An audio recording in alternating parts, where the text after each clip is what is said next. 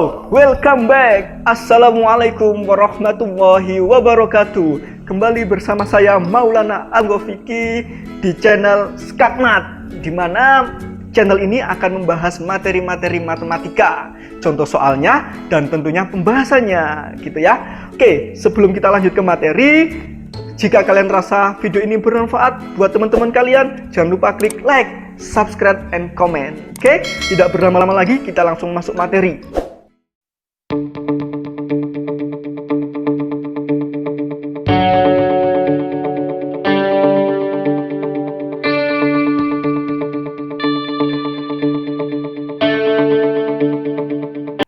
Halo anak-anak, kita bertemu lagi di video pembelajaran matematika, tentunya di channel Skakmat, gitu ya.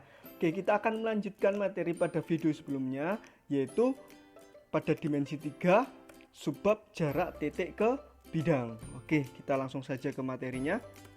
Di situ dikatakan jarak titik ke bidang dapat dicari dengan menarik garis dari titik yang dimaksud ke sebuah bidang yang dituju, dengan syarat garis tersebut merupakan lintasan terpendek dan tegak lurus terhadap bidang itu, gitu ya.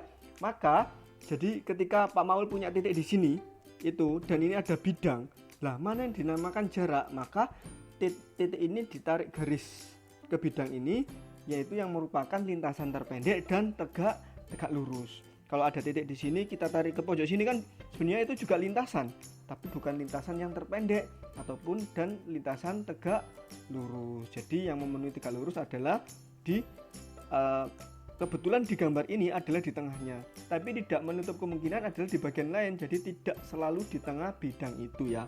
Oke, itu perlu digarisbawahi. Kita langsung saja ke contoh soalnya. Di situ Pak Maul punya kubus ABCD EFGH, gitu ya, dengan rusuk adalah 10 cm. Yang ditanyakan jarak titik A ke bidang BDHF. Nah, sekarang kita akan cari manakah jarak titik A ke bidang BDHF, gitu. Garis mana yang dimaksud, gitu ya. Kita langsung ke penyelesaiannya. Nah, di situ ada titik P, di mana titik P ini adalah berada pada garis BD. Nah, garis BD ini berada pada bidang BDHF. Maka titik P ini bisa dikatakan adalah mewakili bidang BDHF, yang dia adalah tegak lurus terhadap A, gitu kan ya. Garis AP ini adalah lintasan terpendek dan tegak lurus terhadap bidang BDHF, gitu. Oke. Sekarang kita cari panjang AP. Ya, berarti AP adalah setengah dari AC.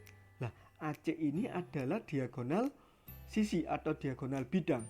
Ingat, diagonal bidang adalah A akar 2. Karena sisinya adalah 10 cm, maka diagonal sisinya adalah 10 akar 2. Jadi AP sama dengan setengah dari 10 akar 2 sama dengan 5 akar 2 cm. Oke, sampai sini sudah paham? Kita lanjut ke contoh soal yang kedua supaya lebih paham lagi. Oke, untuk contoh soal nomor 2, Pak Maul punya 5 seberaturan T, A, B, C, D dengan panjang sisi alas itu adalah 8 cm dan panjang ruas sisi tegak adalah 12 cm. Yang ditanyakan adalah jarak titik A ke bidang ABCD. ABCD ini adalah sisi alas, gitu ya. Nah, sekarang mana yang dimaksud jarak titik A ke ABCD? Oke, kita langsung lanjut ke penyelesaiannya atau solusinya. Nah, di situ jarak T ke ABCD adalah jarak T ke perpotongan AC dan BD.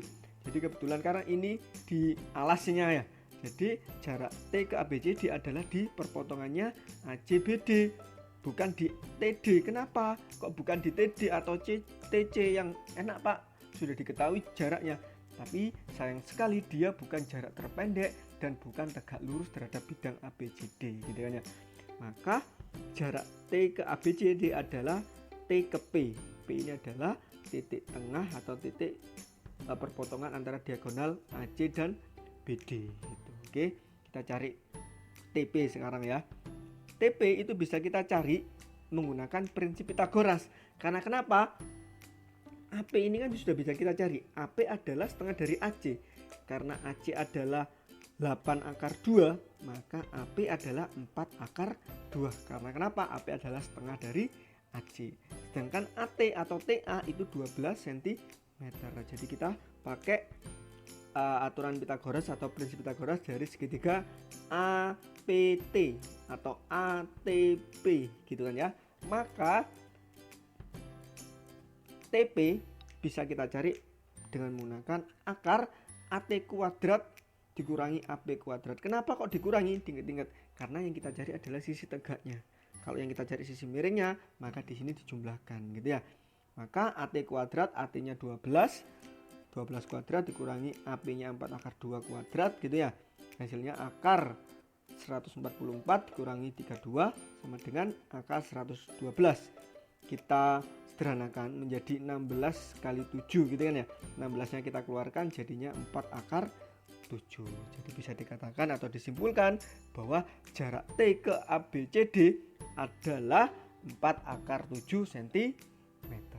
Oke, Bapak harap dengan 2 contoh soal ini kalian sudah paham dasarnya mengenai jarak titik ke bidang. Untuk lebih jelasnya dan lebih paham lagi silahkan latihan soal di modul. Untuk pertemuan kali ini Pak Maulana akhiri. Terima kasih. Wassalamualaikum warahmatullahi wabarakatuh.